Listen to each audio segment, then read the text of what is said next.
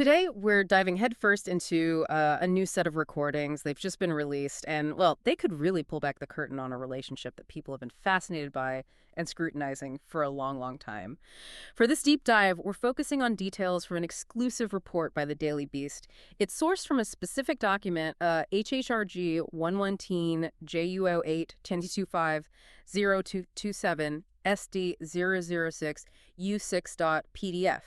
And this report, it really unpacks these recently obtained audio recordings of Jeffrey Epstein. He's talking at length about his alleged friendship with Donald Trump and his, well, intimate knowledge of him. Right. And our mission today really is to carefully walk through these claims.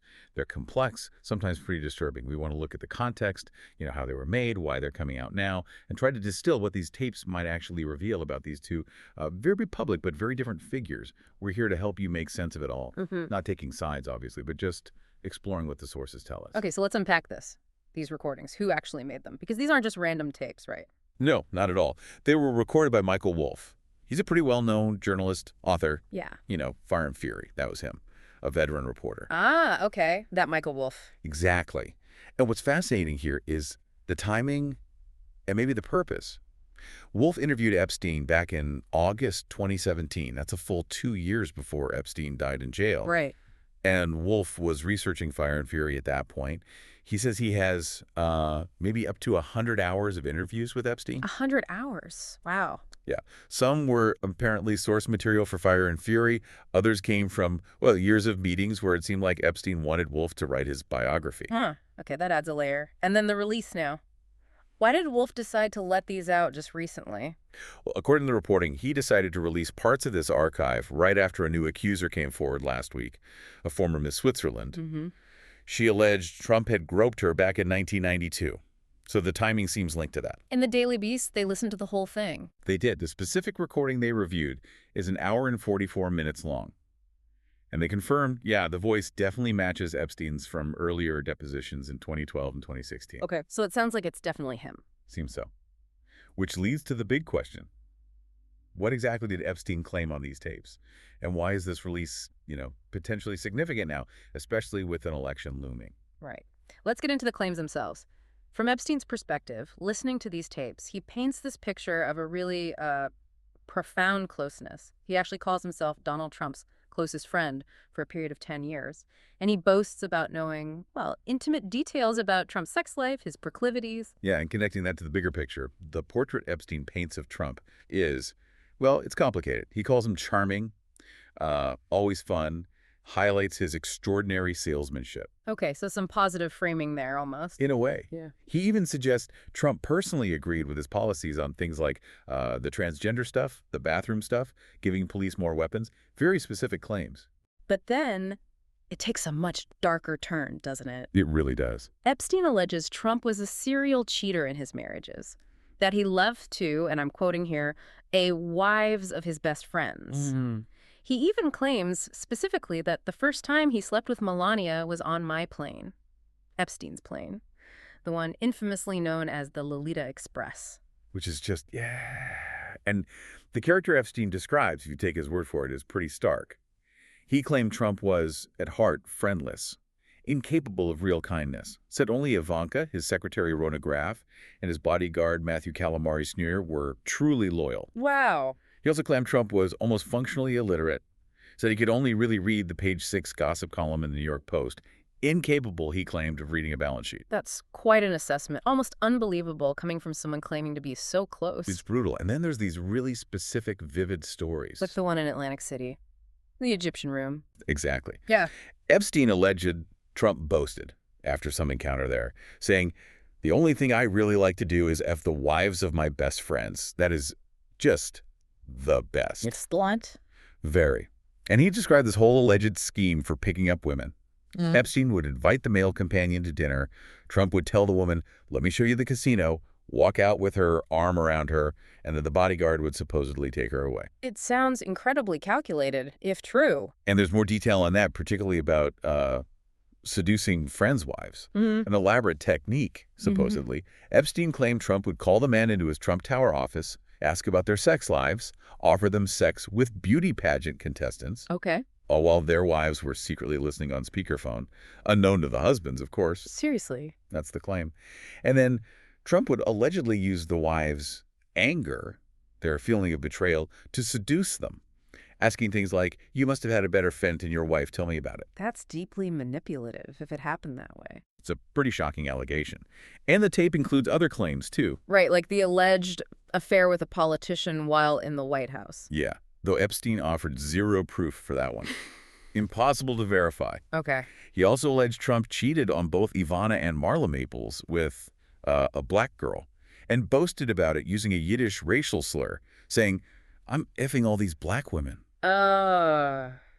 And smaller details, too, like claiming Trump had scalp reduction surgery for baldness and called himself the Trumpster. A Trumpster. Okay. And finally, Epstein delivers this really damning judgment.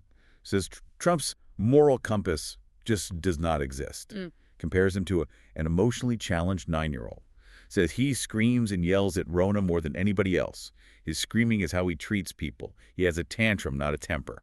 But then didn't he also say some contradictory things, like Trump was funny? Exactly. Paradoxically, he also called Trump funny, said he had a self-deprecating nature, wasn't always vulgar, and added this really interesting line. He believes his own bulls in him. He has delusions of grandiosity, then he takes it on board. So a really complex, kind of contradictory portrait overall. Definitely. Suggesting maybe a calculated perception on Epstein's part, or perhaps just reflecting a complicated reality. Who knows? Okay, so that's Epstein's side, laid out pretty clearly from these tapes. What about Trump's perspective, and what do we actually know about their history? His team must have responded. Oh, absolutely, and strongly. They've dismissed the tape's release as false smears and basically election interference. Predictable, maybe. Yeah. The Trump campaign went directly after Michael Wolff, called him a disgraced writer who routinely fabricates lies, someone with no morals or ethics. The spokesperson accused him of waiting until days before the election to drop these outlandish false smears specifically to help Kamala Harris. Called him a failed journalist resorting to lying for attention. So attacking the messenger, essentially. Pretty much. And sources in the Trump camp also pushed back, suggesting it was widely known that Trump actually kicked Epstein out of Mar-a-Lago once he learned about the sex trafficking stuff. Okay, but there is a documented history of their friendship, right? It wasn't secret. No, not at all. It spanned the late 80s, the 90s, early 2000s. It's well documented. Yep. They'd partied together publicly at Mar-a-Lago. There's that famous photo from February 2000, Trump, Epstein, Melania Knauss back then, and Ghislaine Maxwell. Right, I've seen that one. They went to a Victoria's Secret show together in '97. Epstein's infamous little black book had Trump's and Melania's numbers. Trump's name showed up 7 times on the flight logs for Epstein's planes. 7 times, okay. So there's definitely a connection there historically, which makes the shifting narratives interesting. How so? Well, think back to 2002. Trump actually described Epstein to New York Magazine as a terrific guy, said he was a lot of fun to be with. He said that publicly. Yep, and he added, "It is even said that he liked beautiful women as much as I do, and many of them are on the younger side." Wow, that quote hits differently now. It certainly does. Then the relationship supposedly soured around 2004.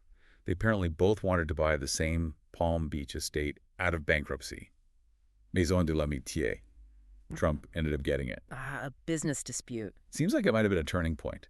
Because fast forward to July 2019, right after Epstein's arrest. Right. Trump's in the Oval Office saying, "I was not a fan of his, that I can tell you." Claimed they hadn't been friends for 15 years, said the fallout over the estate did not much matter. A clear distancing. And even more recently, just this past September, he was asked about Epstein by Lex Fridman on his podcast. Trump said he was a good salesman, he was a hailing, hearty type of guy, has some nice assets. A lot of big people went to that island. But fortunately, I was not one of them. So acknowledging him but keeping that distance, fortunately, I was not one of them. Exactly. Consistent effort to minimize the connection as Epstein's crimes became public knowledge. And we also have that moment in 2020 when Ghislaine Maxwell was arrested. Right. Epstein's former girlfriend, now serving 20 years for sex trafficking minors. Yeah. Trump was president then, and he publicly wished her well. Said her friend or boyfriend was either killed or committed suicide in jail. Yeah, I wish her well. Good luck. Which was quite a statement at the time. Definitely raised eyebrows. So, bringing it all together, Oh. the critical question for us, and really for you listening, is how do we assess claims coming from Jeffrey Epstein? I mean, Yeah. this is a convicted pedophile, someone who admitted under oath after his death in a deposition that he just dropped names of people he'd never even met. Right, that's crucial context. His credibility is, to put it mildly, severely damaged. That shadow hangs over everything he says on these tapes. Exactly. And the source material itself kind of points this out, right? Noting that Epstein's tape also mentioned a bunch of other powerful names. Bill Clinton, Ivanka Trump, Jared Kushner, James Mattis, billionaires like Carl Icahn, Tom Barrack. Right. Some had known links, Yeah. sure. Others denied any connection, or there was no known link at all. It reinforces that challenge. How do you sift through it? Who did he actually know well, and who is he just name-dropping? You can't just take it all at face value. Definitely not. But what really stands out here, I think, is how these recordings, whether entirely true or not, add yet another layer to the public narrative around someone like Donald Trump, particularly concerning his conduct towards women. You have to remember, there are 28 women who've accused him of sexual misconduct accusations he denies. Mm-hmm. Many of those alleged incidents happened during the period when he and Epstein were friends. So these tapes, they inevitably feed into that ongoing public conversation. Yeah, they provide a new angle. It's a rare, unfiltered glimpse into how Epstein himself saw his relationship with Trump. It's a portrait of Trump, not from allies, not from critics, but from this incredibly controversial figure who claimed to be his closest friend.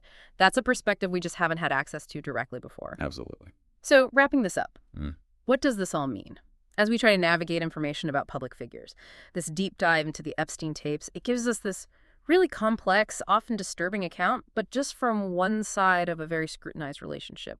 Yeah, it really forces us to think about those shifting public stories, doesn't it? And the huge challenge of figuring out credibility when you're dealing with figures like these, and how these conversations, unearthed years later, keep shaping how we understand powerful people and their pasts.